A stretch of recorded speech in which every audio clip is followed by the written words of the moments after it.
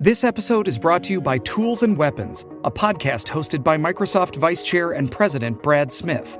In it, global leaders discuss the promise and peril of the digital age, from environmental sustainability and cybersecurity to ethical AI. Guests like journalist Kara Swisher and Microsoft CEO Satya Nadella share lessons from their past to reframe some of society's toughest challenges and seek new solutions. Follow Tools and Weapons with Brad Smith on Spotify now. If you are a lover of affirmations or you've just heard about how powerful they can be, then you are going to love the Daily Affirmations for Women podcast, created by the Women's Meditation Network and hosted by the amazing Jody Agard. Every morning, you'll receive an episode that is dedicated to one specific affirmation, so you can have the space to reflect on it and receive the power within it. Follow and start listening now to the Daily Affirmations for Women podcast on your favorite podcast player. This is Optimal Finance Daily, episode 2441, How to Get Out of Student Loan Default by Robert Farrington of thecollegeinvestor.com. And I'm your host and personal finance enthusiast, Diana Merriam. Let's get right to today's post and start optimizing your life. How to Get Out of Student Loan Default by Robert Farrington of thecollegeinvestor.com. Defaulting on student loans doesn't mean your credit is ruined for life. While missed payments and a default will show up in your credit report and certainly do decrease your credit score, there are steps you can take to get the default removed. Along the way, you'll be repairing your credit. If you're in default, though, you need to take steps to get back on track.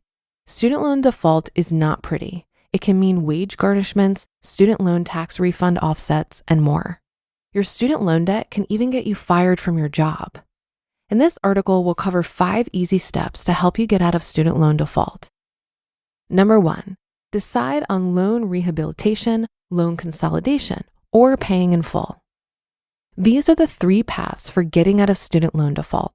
Deciding which one to use is the first step to getting out of default. Those steps are: Number 1, paying off the student loan balance in full. Number 2, student loan consolidation.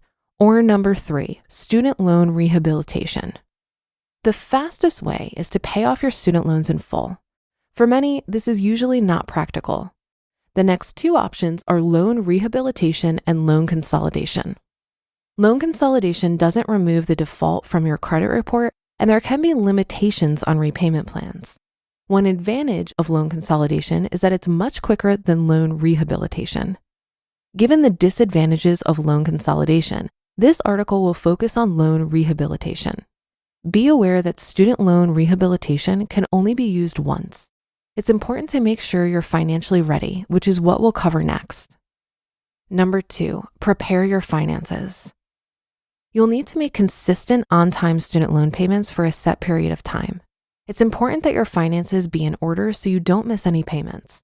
Preparation is the key. And preparing for your student loan payments, you may need to make a few changes in your lifestyle.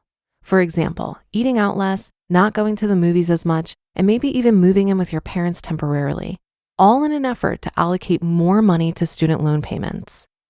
If you aren't already using some type of financial software, now may be a good time. It'll help you better create a plan for the next 10 months while you're making rehabilitation payments. You'll also be able to track expenses and income more easily and compare them against your payment budget. Such detailed tracking will remove any guesswork and give you exact numbers to work with. Number 3, contact your loan servicing company. Even though you have a government student loan, your payments will often go to a servicer who is managing the loan on behalf of the government. You'll want to let your loan servicer or holder know that you're wanting to enter into loan rehabilitation. Your loan servicer will also determine your monthly payment amounts. Depending on your financial situation, you can work with your loan holder to try and get the payment amount decreased. Your student loan may also be with a debt collector if you've been in default a long time. Number 4, make 9 voluntary, reasonable, affordable monthly payments. You can find the necessary forms for loan rehabilitation online. After you've completed your application and have been notified that it's been approved, you'll begin making payments. The required payment will be based on your financial situation. You must make 9 consecutive payments in 10 months and each payment must be within 20 days of the due date. Once you've completed the 9 payments, the default will be removed. Your wages are probably already being garnished in order to meet student loan payments.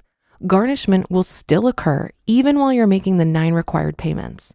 This is why the second step is critical to the success of meeting all 9 payments.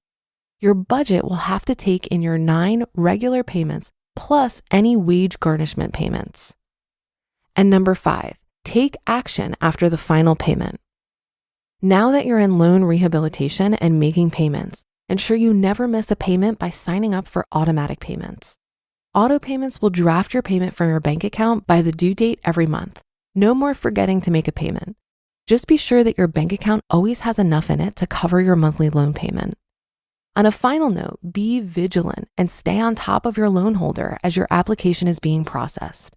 Simply meaning, confirm and verify everything you're able to. The Consumer Financial Protection Bureau found problems with intermediaries or loan holders in processing applications.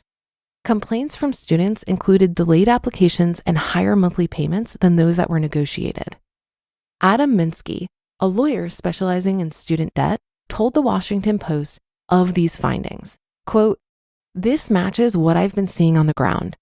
During rehabilitation, I see an array of issues and problems that could derail borrowers. Irregularities in calculating a borrower's monthly payment, failure to deduct payments properly, and failures to lift wage garnishment orders," end quote. Final thoughts.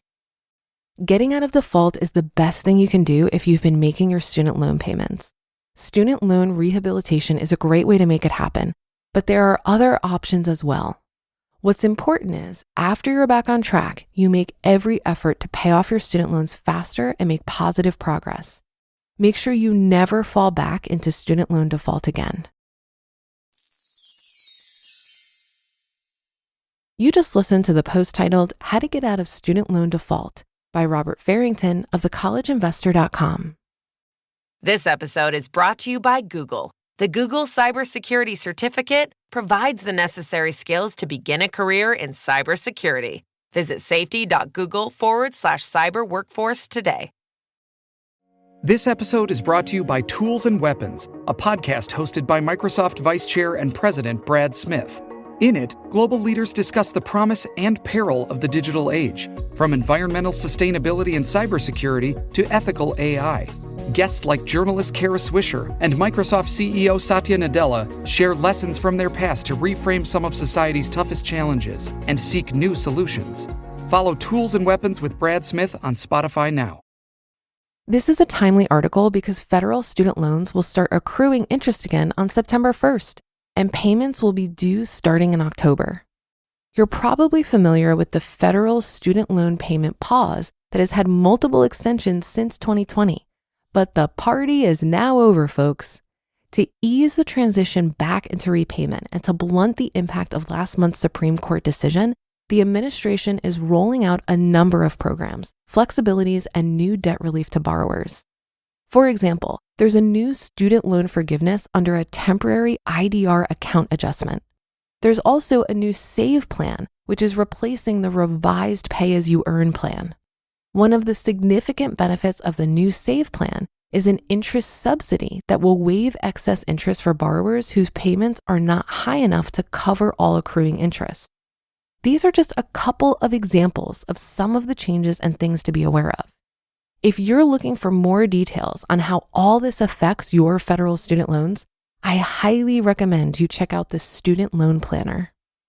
That brings us to the end for today, though. Thanks so much for listening all the way through, and I'll catch you tomorrow on our next episode where your optimal life awaits.